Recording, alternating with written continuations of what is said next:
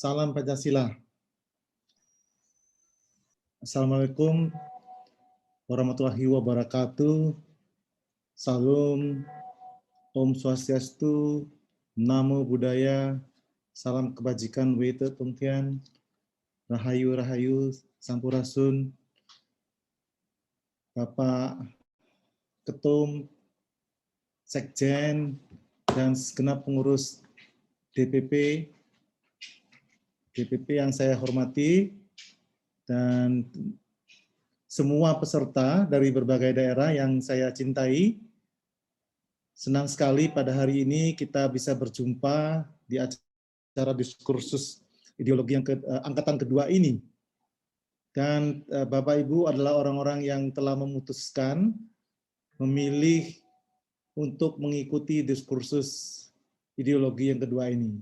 Kita beruntung, kita bersyukur. Ya, tadi baru saja kita mendengar sambutan Bung Karno, sehingga kita merasakan bagaimana pada waktu itu Soekarno sebagai salah satu founding fathers atau founding parents Indonesia ini begitu jernih menyampaikan pikiran-pikirannya. Beliau itu artinya sudah dari dalam hatinya, hati sanubarinya, karena beliau bicara tanpa teks selama 2 jam. Ya, mana mungkin kalau orang tidak menghayati secara mendalam bisa bicara tanpa teks selama 2 jam. Nah, kita sangat bersyukur GPP dapat menyelenggarakan diskursus ideologi ini. Saya, Ibu Bapak semua sebagai peserta, saya ikut secara keseluruhan ya untuk diskursus yang pertama, angkatan pertama. Secara keseluruhan artinya tanpa bolong ya, tanpa absen, ikut seluruhnya. Bukan berarti saya tidak tahu apa-apa. Tidak, saya tahu sebagian ya, sebagian. Tapi saya merasa saya perlu belajar.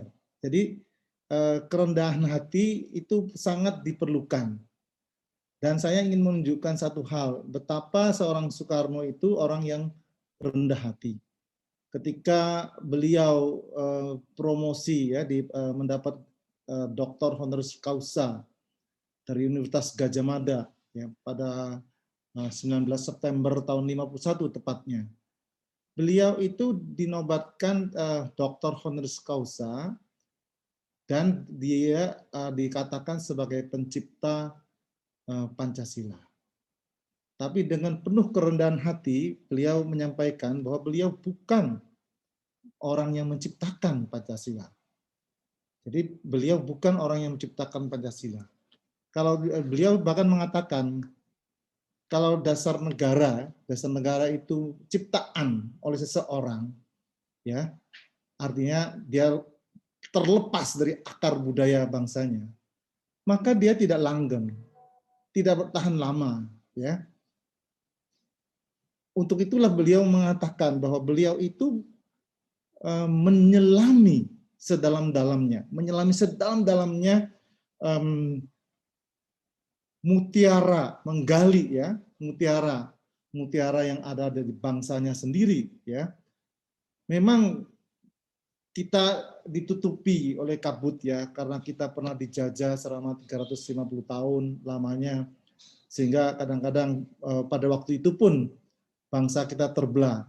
Ada yang merasa sudah kalau bisa bahasa Belanda sudah bangga ya, sudah bangga sebagai orang yang menguasai bahasa Belanda misalnya. Nah, pada waktu itu ada juga orang Tionghoa, artinya membuka sekolah berbahasa Mandarin dan lain sebagainya. Sehingga memang pada waktu itu kita dikotak-kotakkan, ya, dikotak-kotakkan, politik divide and impera. Nah, makanya kalau sudah digali dari bangsanya, betul-betul sedalam-dalamnya, dari akar budaya kita, dari sejarah perjalanan bangsanya, maka dia akan kuat. Ya, dia akan kuat. Namun demikian, kalau kita tidak senantiasa ya merevitalisasinya, mengimplementasikannya secara benar, dan kita lagi-lagi karena arus globalisasi dan sebagainya mengagumi yang datang dari luar Indonesia, dan budaya-budaya asing akan membawa identitas diri kita ini menjadi kabur. Ya, kita menjadi orang yang tidak punya pendirian. Oleh karena itulah pada hari ini kita bersyukur topik-topik yang akan dibawakan terkait topik 2 serial 2 ini adalah bicara mengenai Pancasila 1 Juni ya, sebagai filosofi ya, sebagai Weltanschauung, sebagai national state ya, sebagai Pancasila yang berakar dari ajaran Bung Karno, yang beliau itu kita tahu adalah Bapak Mahrenis Indonesia, yang akan dikupas oleh pakar, dalam hal ini langsung oleh Ketum GPP dan Sekjen. Kita bersyukur sekali kita bisa memutuskan, Bapak Ibu sudah memutuskan untuk hadir menerima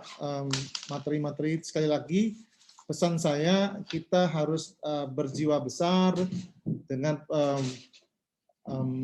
open minded, terbuka ya, sehingga kita bisa menerima terlebih dahulu, kita resapi, kemudian kita dialogkan hal-hal yang masih diragukan, kita perbincangkan di sini sehingga Ibu Bapak sebagai pemimpin-pemimpin GPP di berbagai daerah bisa mempunyai kepercayaan diri.